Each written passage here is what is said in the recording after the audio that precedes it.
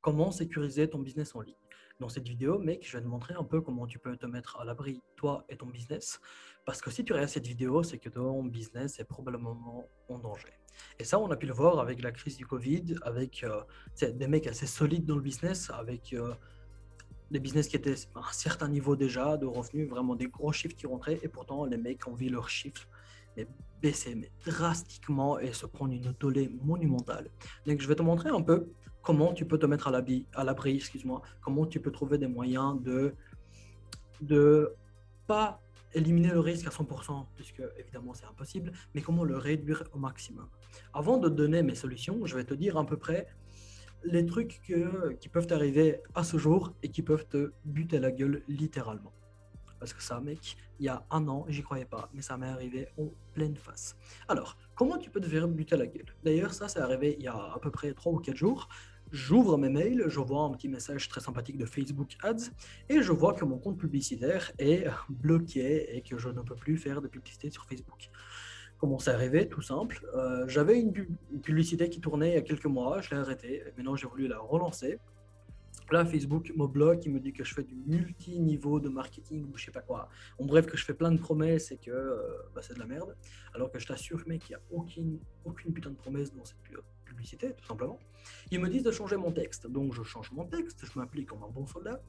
Et qu'est-ce qui se passe? C'est que, à nouveau, ma pub, elle est refusée. Ils disent la même chose, multiniveau marketing, je sais pas quoi. Je rechange le texte, je rechange même la photo. Je me suis dit, ok, pas de souci, je refais une nouvelle campagne. Je fais bien les choses, quoi. Là, je sais pas, genre quelques heures plus, enfin, je balance à minuit du coup, quelques heures plus tard, le lendemain, je me retrouve avec le même message, pub refusée, et je me dis, putain, c'est pas possible, le même message, tu dois changer ton texte, c'est pas bien. Je me dis, bah putain, vas-y, nique sa mère. Je vais juste mettre ma photo et je vais pas mettre de texte, juste pour voir ce qu'ils vont dire. Évidemment, tu t'en doutes, le même message réapparaît comme quoi je dois changer mon texte. Je me dis, ok, le mec se fout royalement de ma gueule, nique sa mère Facebook, je vais laisser quelques jours, quelques semaines, et on verra bien par la suite si je peux revenir. Même pas 5 jours après, le fameux jour, j'ouvre mon boîte mail, je vois que mon compte publicitaire a sauté, je suis bloqué parce que j'ai fait une ou plusieurs publicités qui n'ont pas plu à Facebook, qui n'étaient pas en accord avec leurs règles. Et tout simplement, tu passes de j'ai un putain de business à j'en ai plus. Bon, heureusement pour moi, j'ai pris un peu d'expérience, j'ai à peu près vu le coup, donc ça va, je m'en sors tranquille. J'ai pu prévoir une route de secours et même plusieurs. Mais premier truc, on va faire une petite liste. Hein. Premier truc qui peut te buter la gueule, Facebook. Deuxième truc qui peut te buter la gueule, Stripe, qui peut bloquer tes transactions, tes abonnements, ou PayPal. PayPal, entre nous, on n'en parle même plus. J'ai taffé avec eux, je crois, un an et demi. Sur un an et demi, il y a des transactions de entre 1000 et 3000 euros par mois, à peu près. Je crois que sur un an et demi, les mecs, ils m'ont bloqué 6 ou 7 fois. Je suis putain, bande de connards, c'est bon, je me suis cassé aussi. Tu sais plus quoi faire. Ensuite, tu as donc les 3 premiers canards. Ensuite, tu as une crise qui peut arriver. C'est un truc comme le Covid, mec, ça se prévoit pas, tout simplement. Toute l'humanité était à l'arrêt. Il n'y a plus rien qui marche. Heureusement pour les business en ligne, les mecs, ils se sont démerdés. Ils ont fait une chier de thunes comme pas possible. Mais quand même, c'est un gros point qui est négatif. Autre point négatif, je crois que c'est le 5e ou le 6e, je sais plus. Les fournisseurs, si tu fais du dropshipping, de l'e-commerce, ce que tu veux, tu fais du dropshipping, ton fournisseur, mec, il a un problème, il y a le Covid, il y a je sais pas quoi, retard de livraison. Les clients se plaignent évidemment parce que ça fait chier tout le monde, hein, tu t'en doutes. Donc il y a encore un souci et plein de trucs, quoi. Des crises économiques, des fournisseurs, des partenaires qui te font de la mauvaise pub, plein de trucs peuvent arriver. Un autorépondeur qui te saute, tout ce que tu veux, tout est là pour te buter la gueule littéralement. Mais entre nous, c'est aussi le but du jeu. Si tu es entrepreneur, tu as envie d'être libre, c'est un plus gros défi. Il faut aussi savoir mieux encaisser, s'adapter de la meilleure manière possible. Maintenant que tu sais que tu peux te faire buter la gueule un peu chaque jour et à tous les coins de rue, je vais te donner la solution pour te mettre à l'abri, toi et ton business. Alors la solution, vieux, c'est sûrement un truc que tu as déjà entendu plein de fois, sur plein de vidéos YouTube, partout, mais sache que c'est vrai. La diversification, excuse-moi, ne pas mettre tes œufs dans le même panier, c'est ce qui marche le mieux pour sécuriser ton business. Alors, tu sais, c'est une phrase un peu bateau, ça fait un peu business, c'est youtubeur business union, ouais, faut pas mettre tous ses œufs dans le même panier, ouais, mais c'est vrai. Et surtout, faut le faire de manière intelligente. Tu sais, je vais pas te demander, ouais, mec, vas-y, dès qu'il y a un nouveau réseau social, boum, tu vas dessus, tu fais un compte Snapchat, un compte Instagram, un compte Pinterest, un compte TikTok, tu fais 6 contenus par jour. Ouais, c'est bon, on arrête les conneries. Hein. franchement, si tu te fais chier dans la vie de tous les jours à créer 1 milliard de comptes et à essayer d'alimenter un peu de tout, tu te rends compte que ton énergie, tu la dispatches un peu dans tous les sens et que tu vas faire, entre nous, rien de productif réellement pour ton business. Moi, ce que je te propose de faire, c'est de prendre les 3 piliers du business. Tu prends l'acquisition de trafic, marketing et communication, et le dernier, c'est les systèmes qui regroupent l'automatisation et la pérennisation du business. Et là-dessus, tu essaies de te diversifier de manière intelligente et de manière complète, complémentaire. Okay, si tu as l'habitude de faire des publicités pour l'acquisition de trafic, on commence par ça, c'est très bien, mec. Si tu fais de la pub Facebook comme un taré, tu es le roi de Facebook Ads, c'est top, tu es au sommet. Ouais, c'est bien, mais maintenant, si jamais ils te bannent, ils te bloquent, je sais pas quoi, il y a un souci, il va falloir trouver de nouvelles solutions. Donc, je t'invite à faire de la publicité sur Google, de la pub YouTube, de la pub Pinterest, de la pub Bing. Essaye d'aller sur plusieurs canaux d'acquisition en restant dans le payant. Okay, si tu fais beaucoup de payants, maintenant ce que tu peux faire, c'est de l'organique. L'organique, c'est très sous-exploité dans le business, en tout cas chez les francophones. Tout le monde se rue sur des publicités, Facebook Ads, je sais pas quoi, mais il y a très peu d'entrepreneurs qui ont un vrai site avec un vrai référencement SEO, qui sont présents sur Google, qui sont bien classés et qui du coup, ils ne bougent plus quoi. Ça, c'est très peu fait. Je t'invite à faire du SEO le plus vite possible. Ce soir, demain, le plus vite, commence à t'intéresser au SEO et comment tu peux mettre ça en place pour ton business. Également, un autre point organique qui peut être très intéressant, c'est une chaîne YouTube. Très peu d'entrepreneurs sont pertinents dans leur domaine et font une chaîne YouTube pour parler aux gens. C'est mec, faire une vidéo et la poster, c'est gratuit en tout moment. Tu prends ton iPhone, ton truc, il y a une caméra, ce que tu veux, tu fais une vidéo, tu la postes, il y a des gens qui la regardent. C'est pas plus compliqué que ça. Et si tu es bon et au début, tu n'auras pas beaucoup, c'est normal.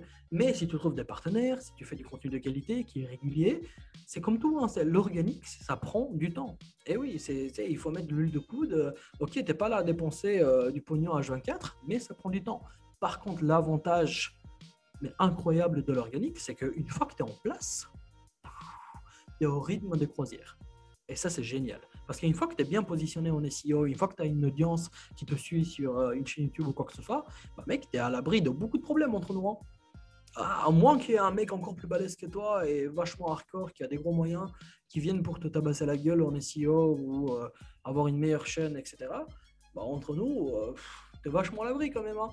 Et une fois que tu as une audience, une communauté, tu les recontactes. Il y a des gens qui viennent gratuitement tout le temps. C'est incroyable. Donc, premier point, mec, l'acquisition de trafic.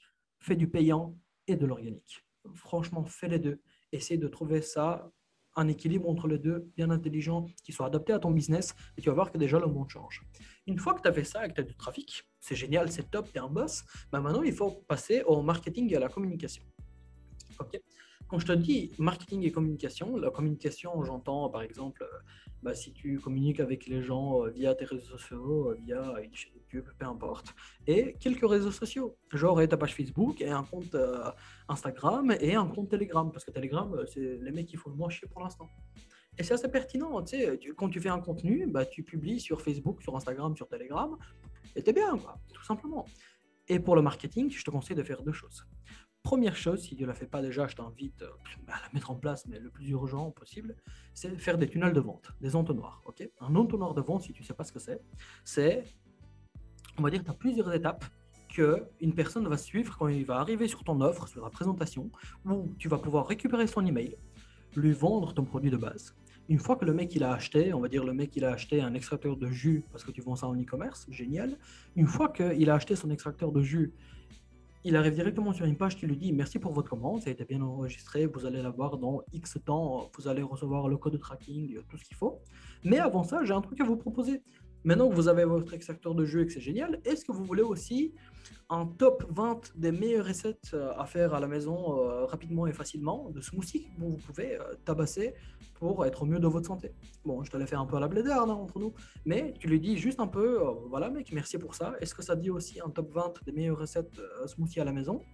Tu mets ça à 10 € et surtout, c'est un produit digital. Et qui dit produit digital, dit 100% de putain de marge. Donc c'est de la thune dans ta poche à fond. T'as pas de fournisseur à payer, t'as pas de publicité à payer, t'as rien. Et ça, tu peux le faire grâce à un tunnel de vente. Une fois que tu as un tunnel de vente qui est mis en place pour tes produits et tes services, je t'invite également à avoir des affiliés. Ok. Des affiliés, c'est quoi? C'est des mecs que tu trouves un peu partout. Des mecs, soit qui sont très chauds en marketing, c'est des grosses patates en marketing, soit des mecs qui sont très intéressés et qui connaissent bien ta thématique. Et à ce moment-là, tu les prends, les mecs, tu les briefes, tu dis voilà les gars, vous avez tous des liens qui renvoient vers mes produits, vers mes services. Si vous envoyez des gens là-dessus et qu'ils achètent, à ce moment-là, vous touchez une commission. La commission, tu t'en doutes, ça se négocie tout le temps, hein, ça peut aller de 5% à 90%, voire même 100% dans certains cas, mais c'est bien spécifique. Et tu les dis là-dessus, ben voilà, tu as envoyé des gens, ils ont acheté, ben tu mérites ta commission. Et ce qui est magique avec l'affiliation, c'est que tu n'as pas de thune à avancer. Parce que la commission, tu la files seulement et seulement s'il y a une putain de vente. Donc, c'est pas un truc à la Facebook Ads où tu mets de la thune et tu espères que ça va avoir une rentabilité et un bon impact. Okay. Donc, pour le marketing, des tunnels de vente et des affiliés. Et le dernier point, c'est les systèmes, l'automatisation. Bah mec, là, je t'invite à faire de l'email marketing. Fais de la putain d'email list. Une fois que les mecs ont laissé leur email pour voir tes contenus ou pour un e-book gratuit, pour une formation vidéo gratuite, une fois qu'ils ont acheté, peu importe, une fois qu'ils ont mis leur mail pour la newsletter, bah, une fois que tu as ce putain de contact, mets tout ça sur un autorépondeur. Au début, tu as des plans gratuits jusqu'à X leads ou bien jusqu'à un certain nombre d'envois. Une fois que tu as dépassé son nombre d'envois qui se dépasse assez vite entre nous, bon, parfois tu as jusqu'à 1000, hein, donc c'est cool. Ben ça, tu auras un abonnement à payer de genre 20 euros. Et surtout, une fois que tu payes ton putain d'abonnement, bah tes leads, tu peux les recontacter à l'infini. Parce qu'envoyer un email ou 1 million d'emails, ça coûte la même chose. Et donc, qu'est-ce que ça veut dire? En général, on dit que les gens, il faut qu'ils voient ta campagne marketing, ta promotion, 7 fois avant d'acheter. Si tu dois payer 7 fois sur Facebook Ads, Google ou je sais pas quoi, bah ça va très vite, ça commence à faire très cher. Mais si tu fais de la mailing list, bah, tu lui dis, bah voilà mec, tu as vu ça, une fois qu'il est allé sur la publicité ou en SEO, YouTube, ce que tu veux, une fois qu'il a vu, tu as son contact, donc tu lui envoies des mails par la suite, tu dis, hey, tu as vu ça, mais ce que tu sais pas, c'est qu'il y a aussi un bonus et il y a des trucs comme ça, ça aussi tu peux l'utiliser pour telle chose spécifique. Et là, tu le recontactes et tu l'attaques sur d'autres angles pour lui vendre ton produit ou ton service.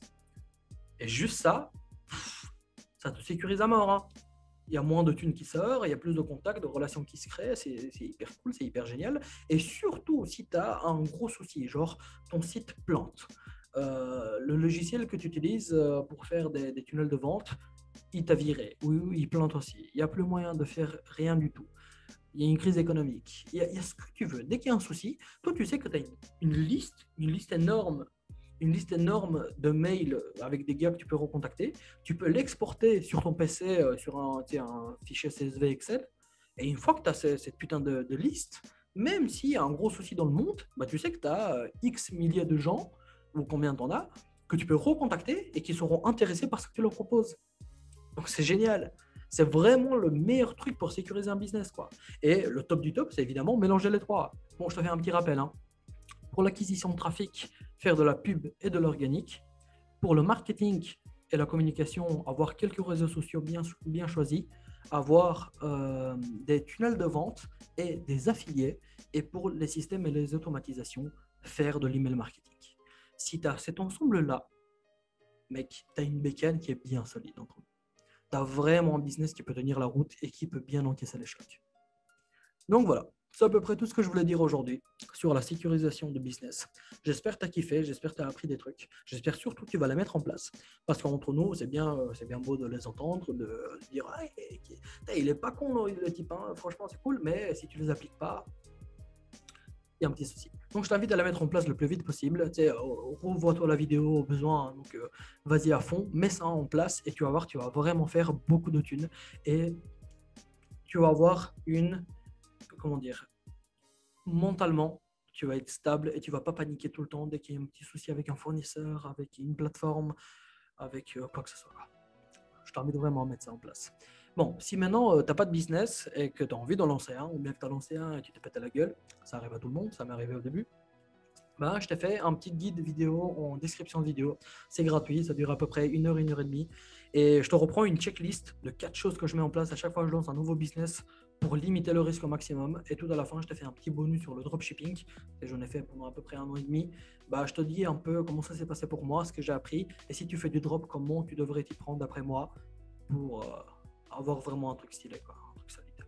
Donc voilà, mec, c'était tout pour la vidéo. Je te dis à la prochaine pour, je sais pas encore ce que je t'ai prévu, hein, mais un truc stylé sûrement. Donc je t'invite à t'abonner pour recevoir les nouvelles vidéos, à mettre un like parce que ce que je t'ai proposé là, c'est pas mal du tout. Et puis voilà, ciao ciao.